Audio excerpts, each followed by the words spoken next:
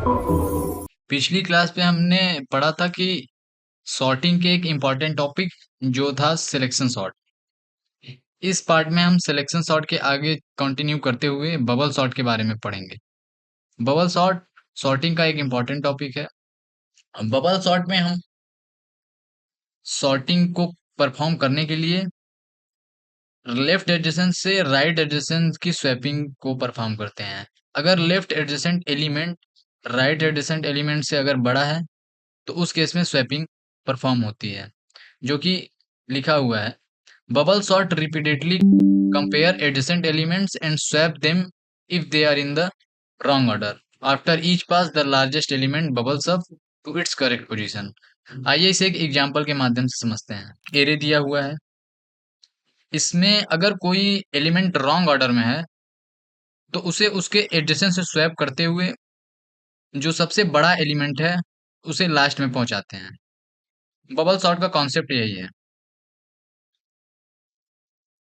Bubble sort में हम check करते हैं कि एडजेसेंट लेफ्ट एलिमेंट अगर बड़ा हुआ, अगर ए ऑफ आई जो हुआ ये अगर 1 से बड़ा हुआ तो इस केस में स्वैपिंग हो जाएगी।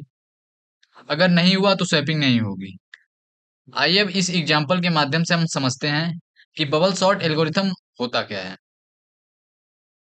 ये एक एरे दिया हुआ है, इसमें हम बबल सॉर्ट एल्गोरिथम को परफॉर्म करने का कोशिश परफॉर्म करते हैं।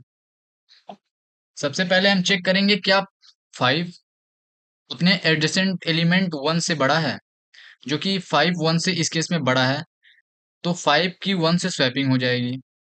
आफ्टर स्वैपिंग जो एरे मिलेगा हमें वो कुछ इस प्रकार होगा।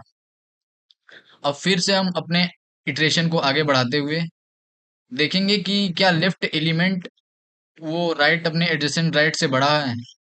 इस केस में भी 5 जो है 4 से बड़ा है, तो स्वैपिंग इस केस में भी परफॉर्म होते हुए यहाँ पे 4 एलिमेंट हो जाएगा और यहाँ पे 5, जो कि एरे नीचे दिया हुआ है। अपने इटरेशन को आगे बढ़ाते हुए फिर से हम अपने लेफ्ट को अपने राइट एडजेसेंट से चेक करेंगे कि क्या 5 2 से बड़ा है।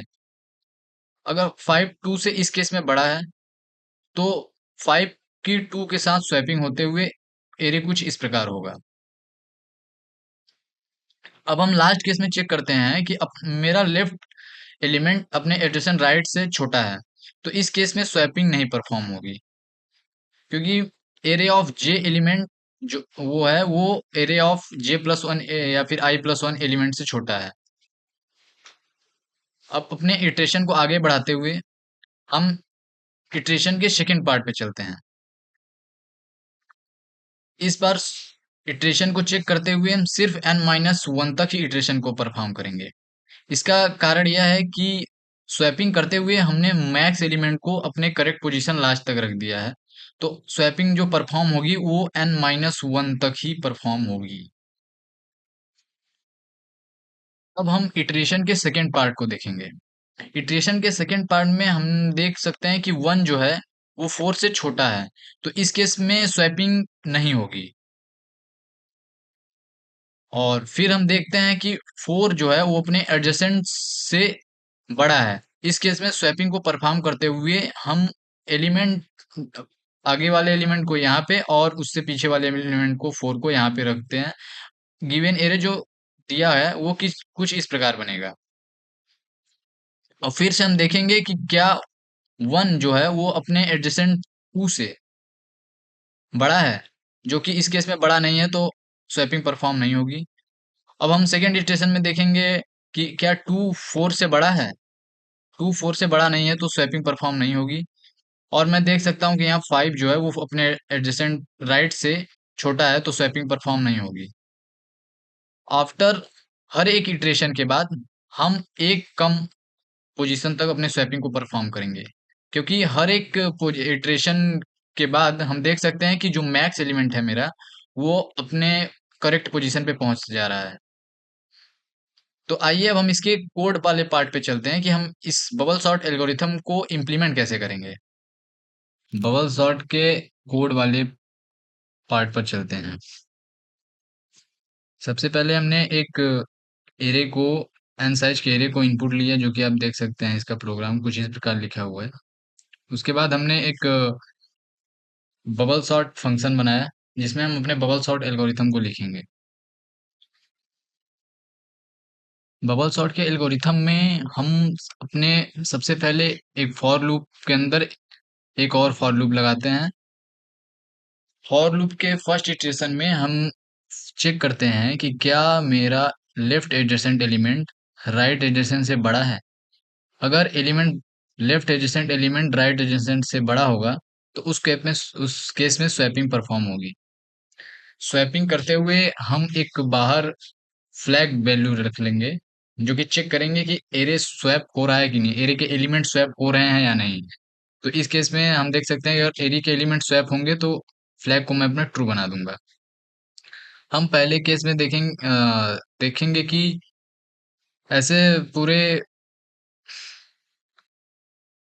ऐसे पूरे इटरेशन बाहर वाले फॉर लूप के पूरे इटरेशन तक हम देखते जाएंगे। अगर एडजेसेंट एलिमेंट लेफ्ट एडजेसेंट अपने राइट से बड़ा होगा, तो उस केस में स्वैपिंग हो जाएगी और फ्लैग की वैल्यू ट्रू होती जाएगी।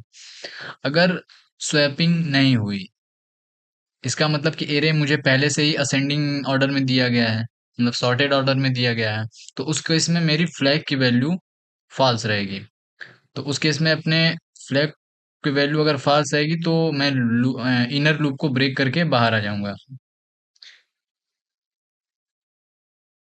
और हर एक इटरेशन में हम अपने इनर वाले लूप को आई के करस्पॉन्डिंग एन माइनस आई माइनस वन तक चलाएंगे।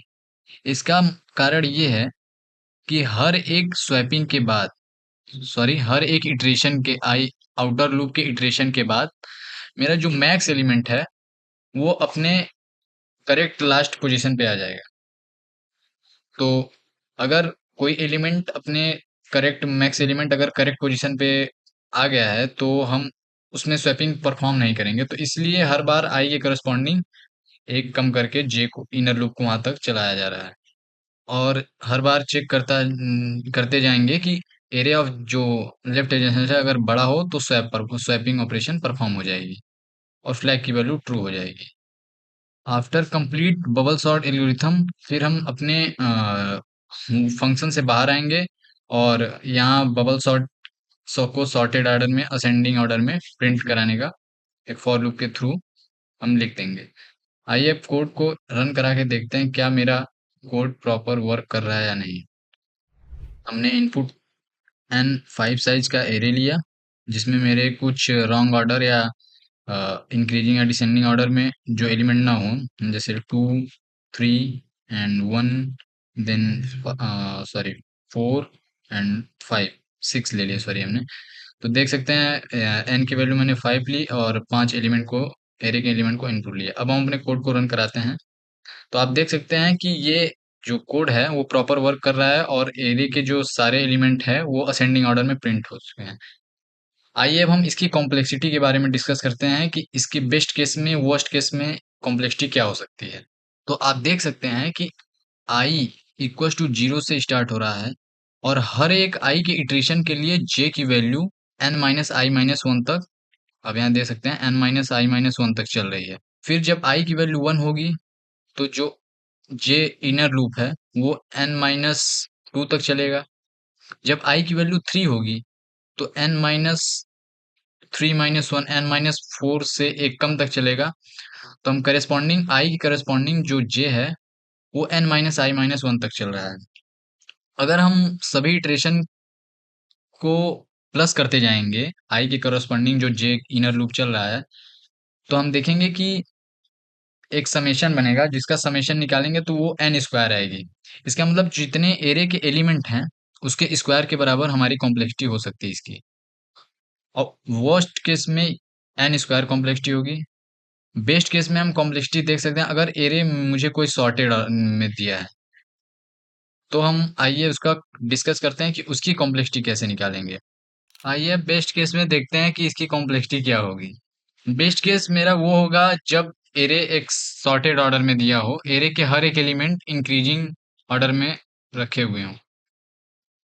तो इस केस में जो मेरा इनर लूप है उसमें स्वैपिंग ऑपरेशन एक बार भी परफॉर्म नहीं होगी। स्वैपिंग ऑपरेशन तब परफॉर्म होती अगर array of J left adjacent element अपने राइट से बड़ा होता। अगर एरे के एलिमेंट इंक्रीजिंग ऑर्डर में है तो लेफ्ट वाला एलिमेंट हमेशा अपने राइट से छोटा होगा। इस केस में इनर लूप में जो इफ कंडीशन है वो परफॉर्म नहीं होगी और फ्लैग की जो वैल्यू रहेगी वो हमारी अभी भी फॉल्स ही रहेगी। तो हम जब इनर लूप के इटरेशन से बाहर आएंगे तो देख सकते हैं अगर फ्लैग की वैल्यू फॉल्स है तो हम ब्रेक कर देंगे। तो फ्लैग की वैल्यू इस केस में फॉल्स होगी और फॉल्स के ब्रेक के बाहर आने के बाद हम देख सकते हैं सिर्फ आई के करस्पॉन्डिंग जे के सिर्फ एन माइनस वन माइनस आई से एक कम तक ही ऑपरेशन परफॉर्म हुई। उसके बाद हम अपने पूरे लूप से बाहर आ गए हैं।